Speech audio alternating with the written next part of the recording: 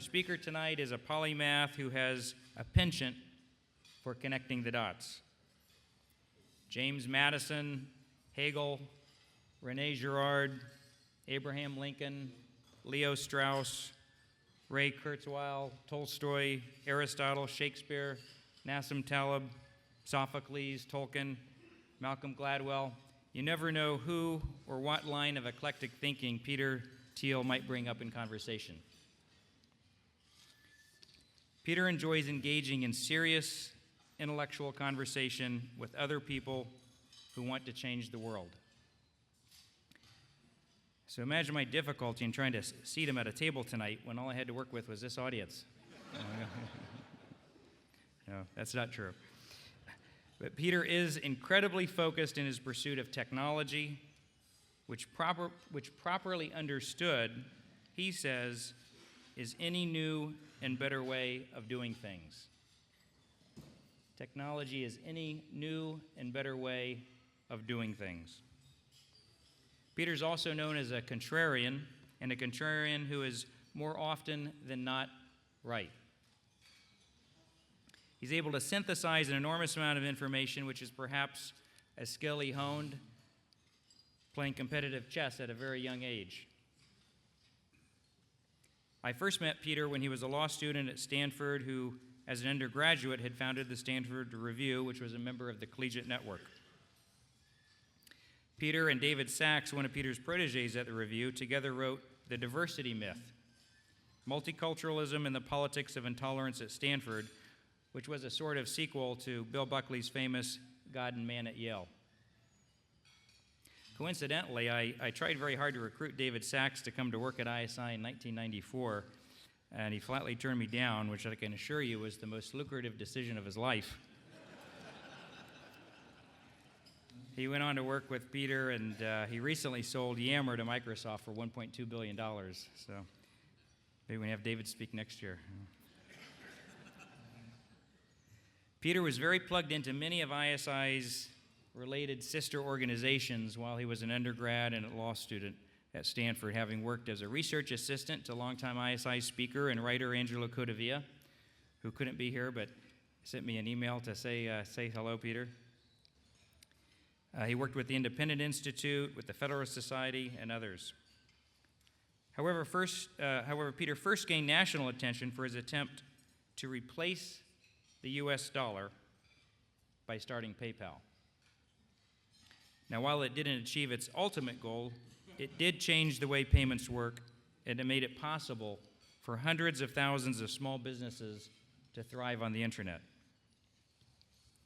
After taking PayPal public and then selling it to eBay, Peter has become known as the Don of the PayPal Mafia, since so many of his former colleagues have gone on to start successful companies, including SpaceX, Tesla Motors, LinkedIn, YouTube, Yelp, and Yammer, among others. In 2004, Peter himself started Palantir Technologies, a data analytics company that makes tools for national security and global finance.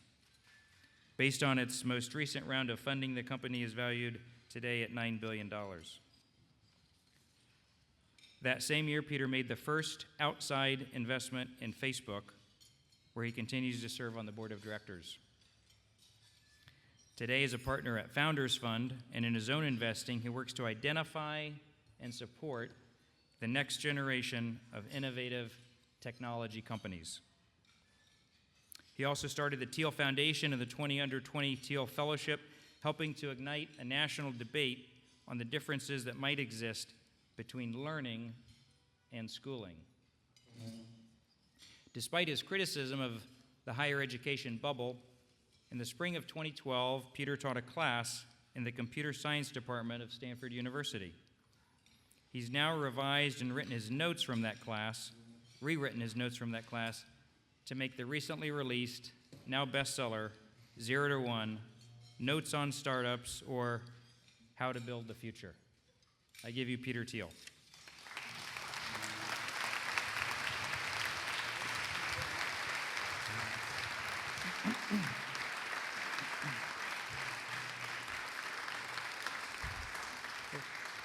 Chris, thank you so much for that phenomenal introduction, and it's really a tremendous honor and privilege to be here tonight to speak to you. I was when I started the Stanford Review back in 1987. We sort of got this invitation to go to D.C. We met with all the other editors of these college newspapers. And we sort of realized that even though we were kind of on our own, we were not totally on our own, and so it's really tough to be a contrarian just by yourself, and it's always good to know that we're not completely isolated, and it gave us a lot of stamina as we went through the years to come. The debates over Western culture and political correctness and campus speech codes, in one form or another. And over the years, I've really come to believe that the greatest political problem that we have is this problem of political correctness, properly understood, and it is an unwillingness to think for oneself, a fear of stepping outside of the bounds of the sort of this incredible pressure to conform in one way or another. And this is, I think, the core problem in our universities, and the core problem in our society at large. And I'll talk about it a little bit tonight from a somewhat different perspective, from the perspective of science, technology, entrepreneurship, innovation, where I think many of these themes are also reflected in, and there's some parallels that are, I think, very important. So, one of the challenges in teaching about entrepreneurship or teaching about how to start new businesses is that there is actually no formula whatsoever. Science starts with the number 2. Science starts with things that are repeatable, that are experimentally verifiable in one way or another. But I think that all the really important things in our universe are singular, and that every moment in the history of business, every moment in the history of technology, every moment in the history of our world happens only once. And so that if you try to turn history or technology or business into some sort of a formula, that will not be a science. That will be a pseudoscience. And so it is this sort of non-repeatability, this non-mechanistic nature of it that is the starting point of my book 0 to 1, which is the question about how does one create these singular, fantastic new businesses, fantastic new ventures that will change the world. The opening sentence of Tolstoy's Anna Karenina is, "All happy families are alike. All unhappy families are unhappy in their own special way." And I think the opposite is true of business. I think all happy companies are different because they came up with something that was different and unique from the rest of the world. They differentiated themselves from everybody else. And the sort of politically incorrect word that I use to describe really great businesses is that they're monopolies. And this is what you want to aim for. You don't want to be doing something that's interchangeable, where you could be replaced by lots of other people. So as a founder, as an entrepreneur, you're always aiming for monopoly. On the other hand, all unhappy companies are alike because they fail to escape the essential sameness that is competition. And I think this is, and so you do not want to be starting the 4th online pet food company, or the 10th thin film solar panel company, or the, and I'm always nervous about even raising this one in this context, or the 10,000th restaurant in Manhattan. And so if you want a Darwinian competition, if you want nature bared red in tooth and claw, you should always open a restaurant. If you want to make money, you should do something very different. The Wall Street Journal excerpted the chapter in my book, "All Happy Companies Are Different."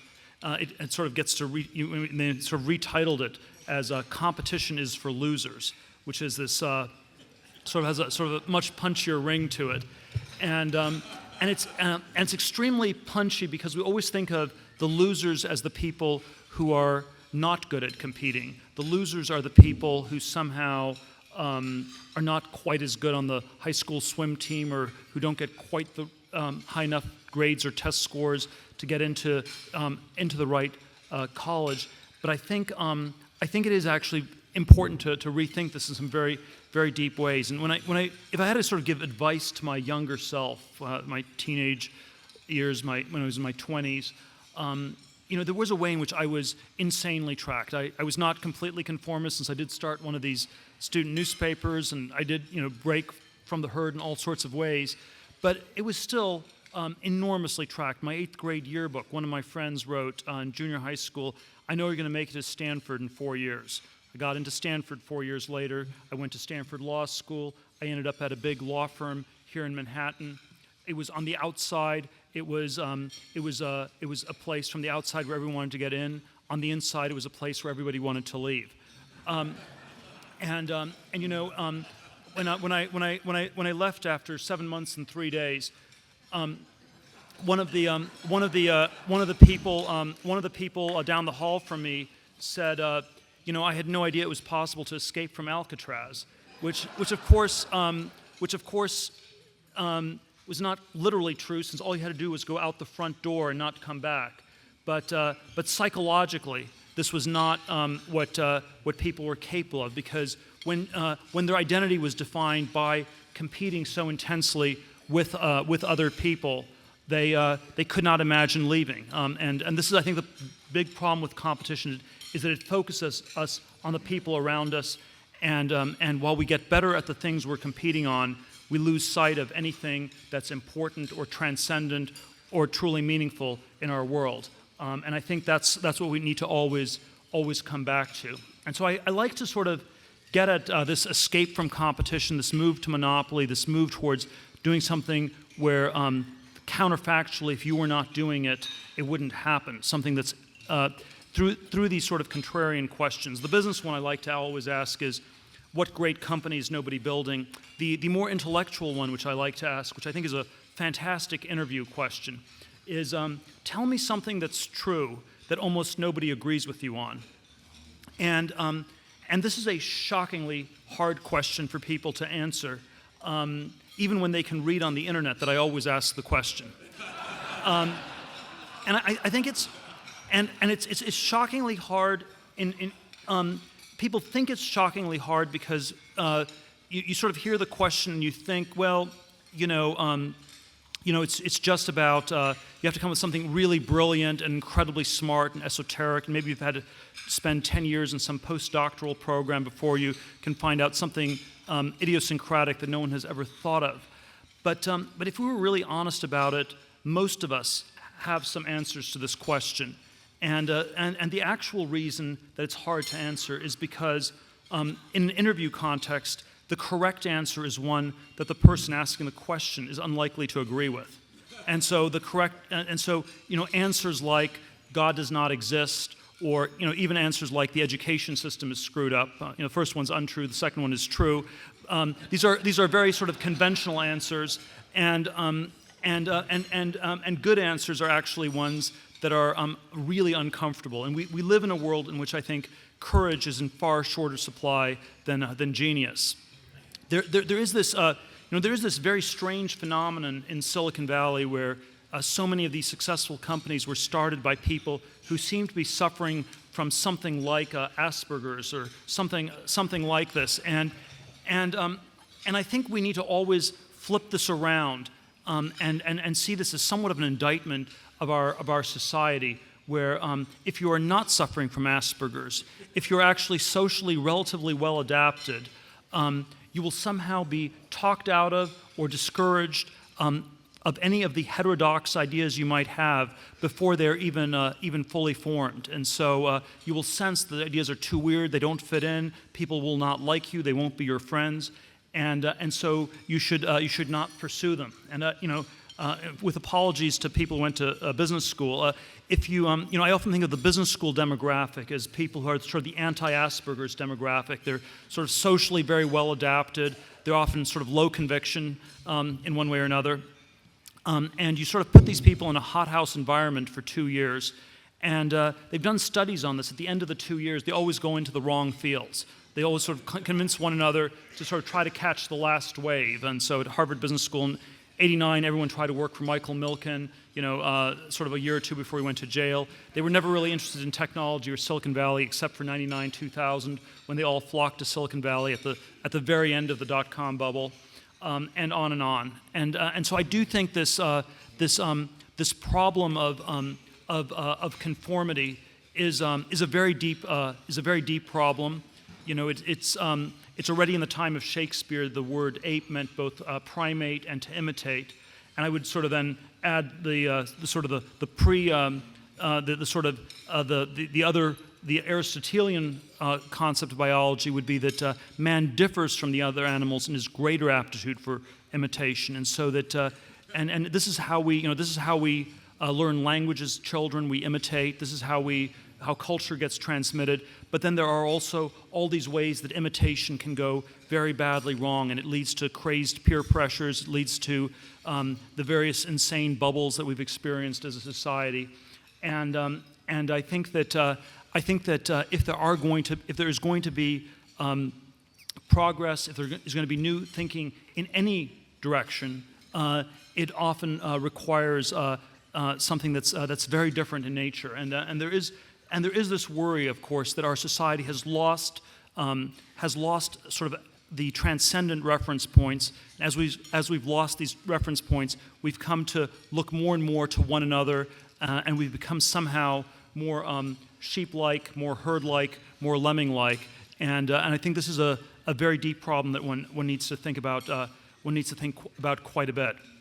Now, on this question of technology and science, I think one of the big misconceptions. I think it is. I'm not a techno-utopian. I don't think technology is the panacea or the solution for all the world's problems. I do think that it is one of the great achievements of the West. I think science, technology started in the West. There was something about Western civilization that enabled them to happen. We can have debates as to exactly what parts of the Western tradition really opened it up to scientific and technological innovation. But I think it has something to do with the freedom of individuals to think for themselves and a way in which the social conformity was not quite so overwhelming. And I worry that we are not actually living in as much of a scientific and technological age as is often advertised. If you you can look at this from the perspective of Washington, D.C. You can look at this from the perspective of Hollywood. Certainly, in the world of Washington, D.C., there are 535 congressmen and senators. I once did a study on this. By a generous count, maybe 35 of them had a background in science, engineering, or technology. The rest of them do not know that windmills do not work when the wind is not blowing, or that solar panels do not work at night. And you're basically stuck in the Middle Ages in one way or another. And then from the perspective of Hollywood, when we sort of think about what does the technological future look like, we are told it will be just catastrophic and dystopian in every way imaginable, and that technology will destroy the world. And you can choose a future that looks at some combination of a Terminator movie or The Matrix or Avatar or Elysium. I watched the Gravity movie about a year ago, and it was sort of this disaster in outer space. And you watch the movie, you would never want to go into outer space. You would be very happy to be back on some muddy tropical island. And I don't think it's. I'm not even blaming Hollywood or D.C. altogether. I think they both in many ways more reflect our society than they created. They both reflect and create it, but I think it's often more a reflection of this sort of technological inertia in one way or another. I think there's been, if we sort of look at the last few decades, 40, 50, since the 70s, I think there has been enormous progress in the world of computers, internet, mobile internet, the world of information technology. But there are many other areas where I think things have stalled rather badly, if we were to be honest about it. So, and I think everything in the world of atoms, rather than bits, has seen much less progress. And so, so things that, and we don't even consider these to be technologies anymore, but the categories people would have talked about in the 1950s and 1960s, nuclear power, electricity too cheap to meter, in Eisenhower's Atoms for Peace speech, 1954. That sort of is off the agenda. Supersonic travel, space travel, underwater cities, turning deserts into farmland or forests, the green revolution and food innovation. All these sorts of things have sort of petered out in various ways. And as biotechnology, medical technology, still progressing, but probably at a somewhat diminished rate. And as these areas have failed, there's a certain hysteresis that kicks in where failure begets failure. And so when Nixon declared war on cancer in 1970 and promised we would defeat it by the bicentennial by 1976, 44 years later, maybe we're 44 years closer to the goal by definition, but there's a sense we're more than 6 years away. It would be inconceivable to declare war on Alzheimer's or dementia, even if 1 out of 3 people at age 85 suffer from it. And so there is sort of much less of an impetus for these kinds of things in the society we now live in. People often ask, why this is, why has this happened? I always am nervous about answering questions that start with why, but let me give both a libertarian and a conservative answer.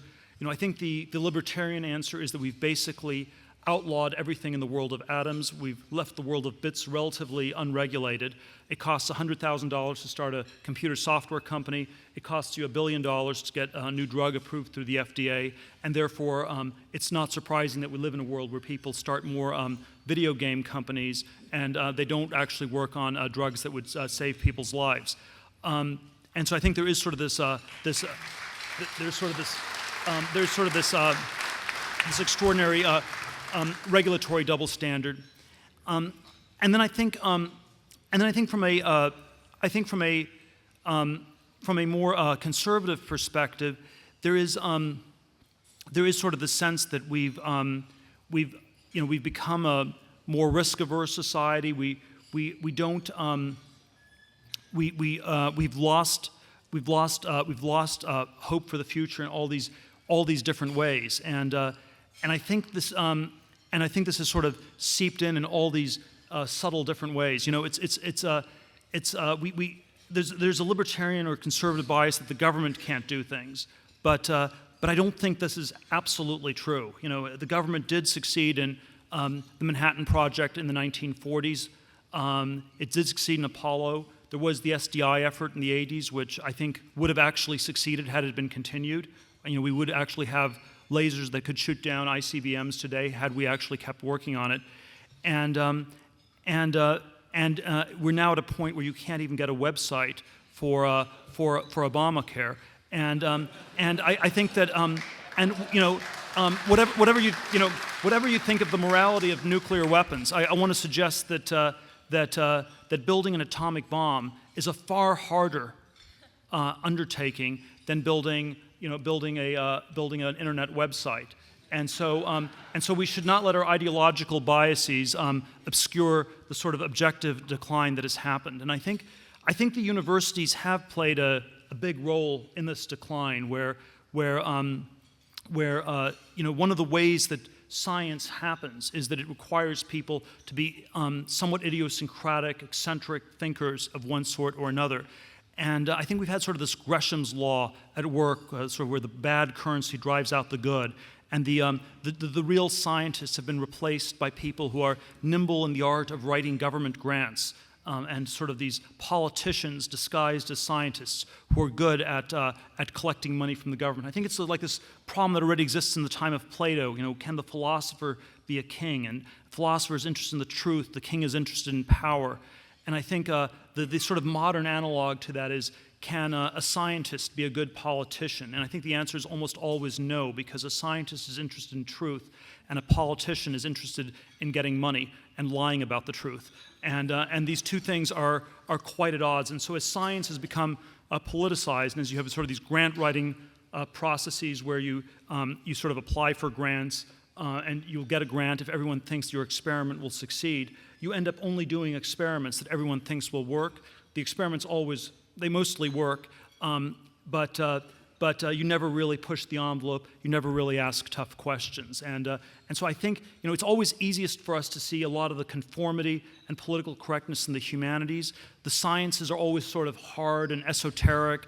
And so who's really to say that there's no progress in quantum computing or in string theory, that's all just sort of a fraud, or that all these other areas, genomics, all these other areas are kind of way overhyped. And it's very hard because the progress in all these areas is evaluated by this peer review methodology where people sort of tell one another that all is well and everything is fantastic. And the public at large is told that it's too stupid to possibly understand what is going on. There occasionally are some chinks in the armor. There's this very disturbing set of studies where about half the articles printed in Science and Nature magazines, the two leading publications, involve experiments that cannot be repeated by anybody. And I do think there's sort of an ideological version where there's certain areas of science that are just taboo. And so if you're questioning Darwinism or if you're questioning climate change, you always get in trouble. And so there are all these areas that where there's conformity. One of the people I know at Stanford was a guy, Bob Laughlin, who is a professor in physics. He got a Nobel Prize in physics in the late 90s. And after he received his Nobel Prize, he suffered from the supreme delusion that he now had perfect academic freedom and he could look into any subject matter whatsoever. And this turned out to be a very, very big mistake. And he decided to look into something far more controversial than questioning climate change or questioning Darwinism or any sort of conventionally taboo topics. And he decided to look into the question of how many scientists, or so-called scientists, were fraudulently ripping the government off. Needless to say, this was a movie that did not end well for him. One of my good friends, I sort of got the story from one of my good friends who was a PhD student of Laughlin's at the time, and he'd come into their office once a week, and it would be, of course he was like a somewhat stubborn, somewhat eccentric person who would tell his grad students, I'm so proud of you. You're on the front lines of science, and we're battling all the frauds and imposters, and we're at war with the whole world to defend science from all these fraudulent people who are stealing money from the government. They sort of had a public hearing where they denounced some of the offending scientists. It sort of all went rather haywire. He was quite promptly defunded by the peer review process. His grad students could no longer get PhDs because you can only get a PhD if you get some committee to approve of it, and that is sort of what happens. And so I think this. I do think this problem of political correctness is this very, very broad problem that has many different facets to it, and that we need to think through really, really hard. There's always a question. So the questions how we got here. There are questions how one can sort of get out of this zone. I think the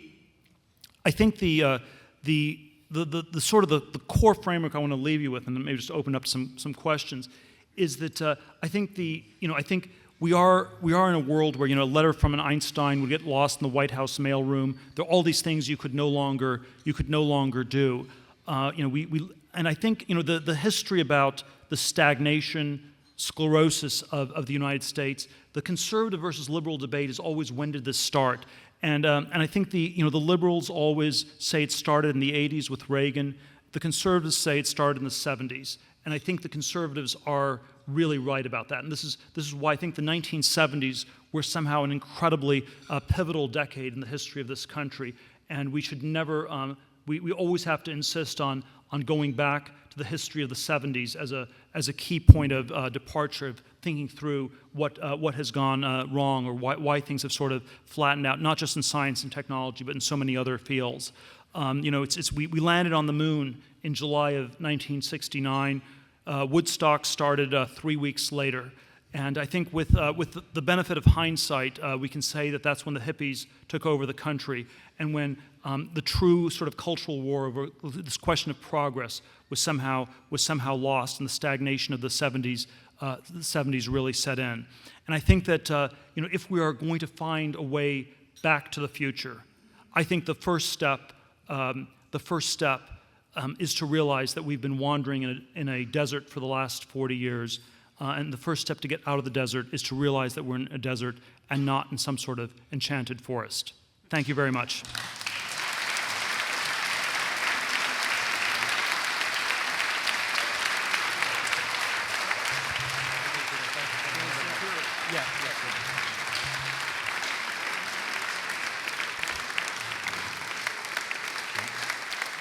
Standing ovation.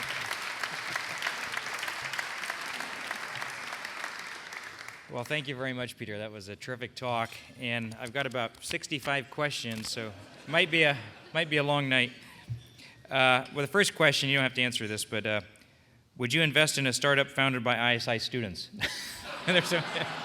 Might see some folks here soliciting contributions tonight. The first question is, how do students in the humanities go 0 to 1 if they're unlikely to become entrepreneurs? Wow, that's always a really tough question because I do think there are many different kinds of things one can do. So I don't think the frontier is just around computers. I mean, I think there's sort of many different kinds of new things one can do. One has to think through really hard where to do it. I do think you have to be think really hard about whether to pursue a track within the university context. And I've spoken at great length in different contexts about the corruption of the university system. And sort of, if you pursue a degree in the humanities, you get a PhD in the humanities with the goal of getting a position at a university. I think this was a bad idea for conservatives already in the 80s. I suspect at this point it's even a bad idea for most liberals because I think most of the money is just being stolen by the administration. There's sort of a certain sense of poetic justice where all the left-wing college professors are on minimum wage, but there is this shocking generational decline that has happened, and so I think I think there is in general there is no formula that we have anymore, and this is very disturbing because. We've been brought up in a set of formulas, and I think the millennial generation in the U.S. Has been taught to be tracked and to be in a formulaic way at a precise point when these formulas are breaking down. The analogy that I've used, and my apologies for repeating from earlier today, is that I think that the universities face a crisis today comparable to the crisis the Catholic Church faced 500 years ago, It's a single, uniform system. In a way, the universities were a successor. I think it's an atheist. You can sort of think of the universities as the atheist church.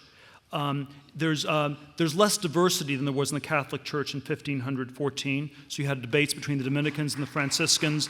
At this point, you have much smaller debates between the Harvard and the Princeton political science faculty. But we have sort of this idea, just like people had in 1514, that the secular salvation requires you to be involved in these universities, that you go to Yale or you go to jail, that you have to pay more and more in indulgences to this sort of priestly or professorial or really administrative class of people, and that if you get a diploma, you'll be saved. If you do not get a diploma, you will sort of go to the secular equivalent of hell, and I think that I think the future is going to look somehow very different, and and we all have to think. This is the disturbing message I have is similar to that of the 16th century reformers. You have to actually figure out how to save yourself to some extent because the institutions no longer are working.